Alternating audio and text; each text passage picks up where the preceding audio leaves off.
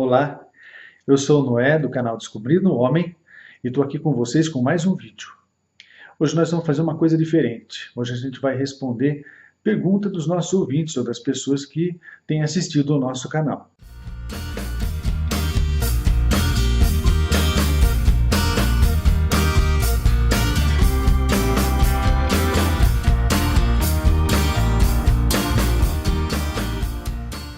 A primeira pergunta é se a saúde mental pode influenciar no processo de emagrecimento. Essa pergunta foi feita pela Cássia, que tem um blog www.deupositivo.com.br.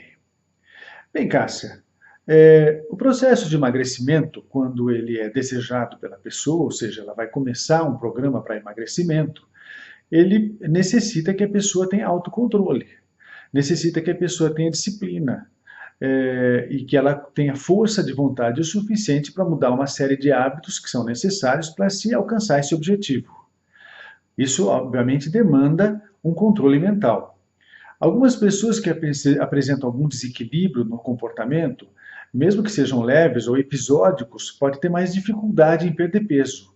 Influencia sim. Por exemplo, pessoas que têm muita ansiedade vai ter muita dificuldade em se manter dentro de uma disciplina, principalmente na parte alimentar.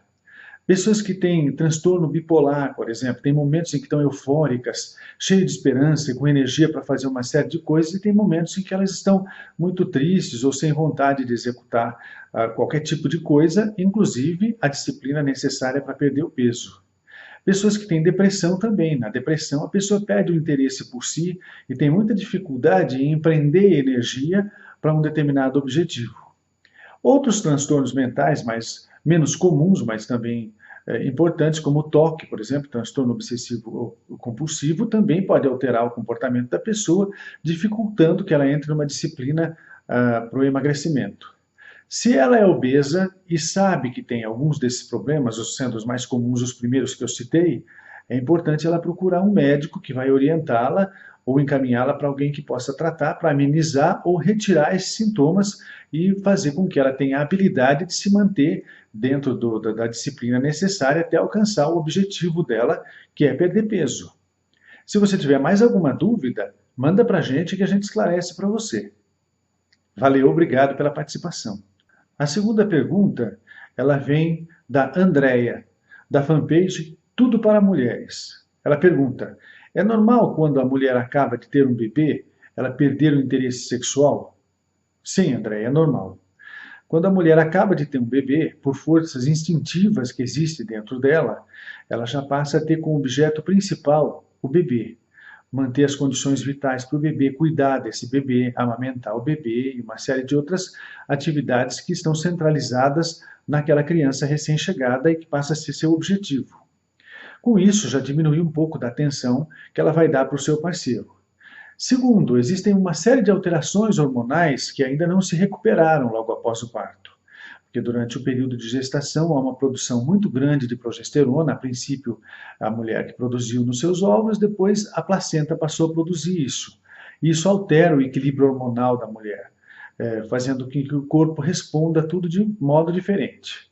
Outra coisa que acontece é que com o processo da amamentação, então principalmente para as mulheres que amamentam, há a produção de um hormônio chamado prolactina. Esse hormônio ele é estimulado quando a criança começa a mamar ou começa a sugar o mamilo da mãe em busca de leite. E em algum tempo, então, esse estímulo faz com que glândulas responsáveis por isso dentro da nossa cabeça, no caso da cabeça das mulheres, produzam a prolactina. A prolactina é um hormônio que estimula a glândula mamária a produzir leite e diminui ou ela freia a produção hormonal ovariana. Para muitas mulheres, durante o período de amamentação, acaba não acontecendo nem a menstruação por causa desse processo. Então, ela também é um hormônio que causa a diminuição da libido. É normal, sim, a mulher perder o interesse sexual. Não só pelo marido, como por qualquer pessoa. Às vezes o marido fica em dúvida. Eu falei isso no vídeo com um propósito. Puxa, será que ela não tem mais interesse em mim? Então deixa claro para ele que você não está com interesse nem nele e nem em ninguém mais, que no momento o seu interesse é pela criança que você está cuidando.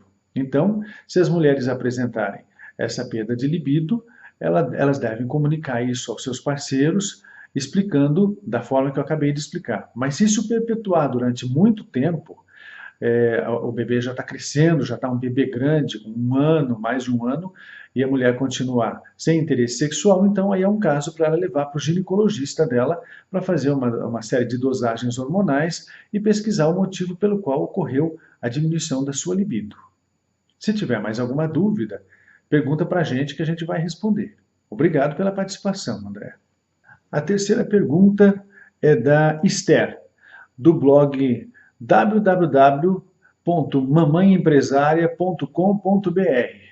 Ela pergunta se tremor essencial tem cura ou se tem tratamento. Bem, a gente vai precisar definir tremor essencial. Tremor essencial, de um modo geral, é uma patologia que já se manifesta precocemente na vida da pessoa que vai apresentar esses sintomas.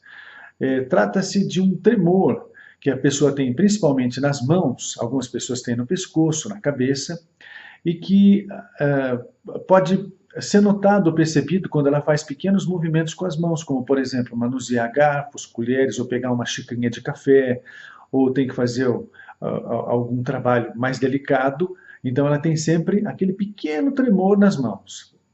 A ele é dado o diagnóstico de tremor essencial depois que a gente tiver esgotado outras possibilidades de causas de tremores. O tremor essencial, de um modo geral, a gente considera benigno, porque ele não vai atrapalhar a vida da pessoa a longo prazo, ele não vai ser uma causa de uma degeneração neurológica, embora ele incomode muito as pessoas, principalmente aquelas que precisam utilizar movimentos finos das mãos no trabalho. Existem alguns tratamentos que são utilizados para diminuir o tremor essencial. O neurologista passa esses remédios, eu prefiro não citá-los aqui no vídeo, mas é possível haver o tratamento. O que a gente sabe por estudos é que existe uma relação indireta do tremor essencial com a possibilidade futura da pessoa desenvolver Parkinson, que é um tremor que tem que ser tratado porque atrapalha bastante a vida da pessoa. Mas, de um modo geral, esse tremor essencial se exacerba, ele fica mais evidente quando a pessoa está ansiosa ou ela está nervosa, e ele diminui bastante quando a pessoa está calma. Ele tem uma certa relação comportamental.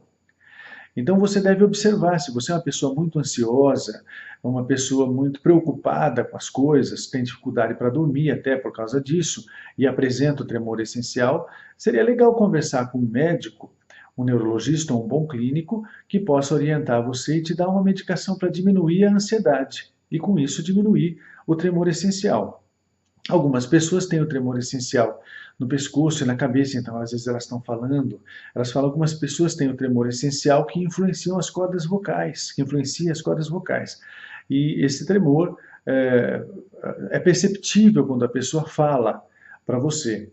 Mas tudo isso são coisas que incomodam a pessoa, porque faz com que elas tenham algo que pode ser notado pelo outro, mas que, de um modo geral, na vida geral, não atrapalha tanto a vida dessa pessoa. Entretanto, se o seu tremor essencial, e quando eu falo seu, não estou falando do seu especificamente, até porque eu não sei se essa pergunta é para você ou para algum conhecido, mas se isso está incomodando muito a pessoa, ela deve procurar auxílio médico e orientação. Isso é o que a gente pode falar para você agora no vídeo. Se tiver mais alguma pergunta, faz para a gente e muito obrigado por ter participado. Então, foi muito legal conversar com vocês dessa forma, respondendo algumas perguntas e ter uma melhor interação com as pessoas que ouvem o nosso canal. Se você também tem, meu ouvinte, e os seguidores do nosso canal, uma pergunta legal a fazer, manda para a gente vai selecionar e em algum dos vídeos a gente vai citar você e vai fazer o possível para responder a sua pergunta. Obrigado pela participação e até o próximo vídeo. E se gostaram, não se esqueçam de dar um joinha aqui, de se inscrever no nosso canal e de visitar nosso blog e nossa fanpage. Até mais.